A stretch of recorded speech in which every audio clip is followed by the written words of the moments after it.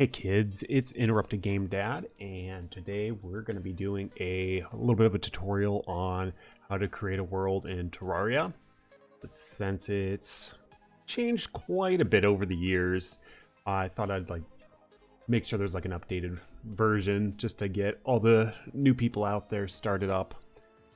Okay, so what we're going to do is dive into character setup. So we'll start with single player. I have like a bajillion characters over the years. We're going to go down to new. We can enter a name. We can do new character. Very original. Submit. Okay. So we have quite a few different options here. We can choose our gender. Yeah, and different outfits to go along with all that. Then we can also go into a bunch of different hairstyles. Then we can go into the hair color, so you can pick whatever color you want. You can even copy and then paste it onto a different spot for recoloring and such. You can change the color of your eyes. And you can also change your skin color, so if you wanted to be yellow, green, blue, purple, any color. And like I said, you can change the color of your outfit too. Oh yeah, we can go down here, we can copy, paste it over. We're just gonna keep on going with all that fun stuff. There we go. All that, let's head up to the beginning again. So we got our character name, got that. We got the customization. So there's gonna be several different options for your character. When starting out, I'm gonna suggest classics, so you get the full feel for the game. So you get to start with a bunch of fun stuff. Let's see, classic characters, drop money on death. Yep. Then medium core is gonna be where you're gonna be dropping items on death. Hardcore, it's your character gets deleted after you die. So in journey mode, it's let me think of the best way to put it. It's almost like creative in Minecraft, but you have to give up some of the items you collected to get the option of using the items infinitely. So it's kind of you build up on it, which is pretty cool. And then you have also a bunch of cheats, if you will, where you can change the difficulty at any time, give yourself invulnerability. You can change the weather. You can change the amount of spawn rates. You can change it from no monsters spawning up to a full 10 times, which is pretty crazy. But we're going to start off with a classic. Create. All right, where were we at? Let's see. Where are we at? We have so many. All right, new character. We're gonna hit the play. There we go. It's a bunch of worlds to match all the other characters. We're gonna go down here to new world. Then you got your name, your seed, which is auto-generated. You've got your small world, which is just your standard size, medium, which is about 50% larger than small. And then you got your large world, which is 2 times bigger than your small world. With the medium, I would say that's probably good for another 1 to 2 other people playing with you.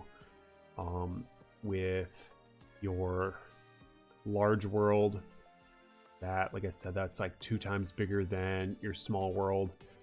And it's gonna definitely open up a lot more exploration. You can have a lot more people on the world without feeling so crowded. But it's going to be a lot slower to progress on your larger worlds than your small. So I recommend starting off with the small. And then you've got your different settings for the world as well. So in classic, that's just going to be your baseline difficulty, which is great for starting out. You'll only drop 50% of your coins. Then while in expert mode, it's going to increase the difficulty by increasing the HP and the damage of monsters by 2 times from classic. And when beating bosses, you'll also gain expert items, which are pretty useful. They're pretty powerful. Well, whenever you die in expert, you'll drop 75% of your coins. And then when you're in master mode, it's going to increase the HP and damage of monsters by 3 times compared to classic, or 50% of an increase compared to expert. And then when beating bosses, you'll have a chance at getting both expert and master items. But however, on death, you'll drop all of your coins. Random, as you know, will be either corruption or crimson. Corruption, I always like starting out on corruption. Just because like it's slightly easier monsters due to like less variation in attack styles. Mostly you'll get ones that are flying or like the worm types. Then once you go over to crimson, it's going to be a little bit more difficult due to all sorts of monsters. You got ones that travel across the ground, you got spiders that crawl across the walls, and sometimes you'll have ones that are like flying around as well. It can get pretty overwhelming. But the items are going to be a little bit stronger that you get compared to corruption. But I still like to start off with corruption. But just like a side note with starting up your worlds, if you do want to start a journey character, you're going to have to make sure your character is set to journey to be able to join on a journey world.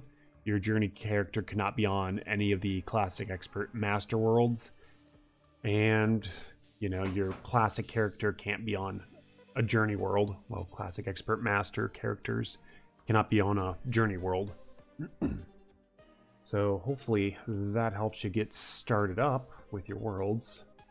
So we'll create, and I always love like the random the text. It's always so much fun. Growing granite, creating underworld. Yeah, so you got lots of different biomes and such to explore through. It is an amazing game. I've been playing it, oh my gosh, since like December of 2011, and the game has gone so far. It's like really amazing. And then let's see, where are we at?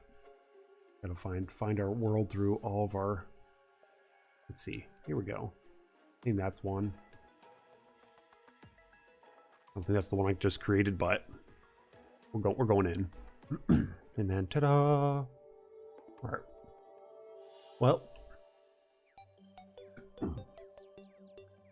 hopefully that little tutorial helps get you started up and progressing a little bit easier. So yeah. Next video we'll be going into all the fun stuff of running around the world and just like best ways to get started up. So if you enjoy, make sure you follow, give a like, leave a comment, and hopefully you enjoyed. All right, I'll catch you later.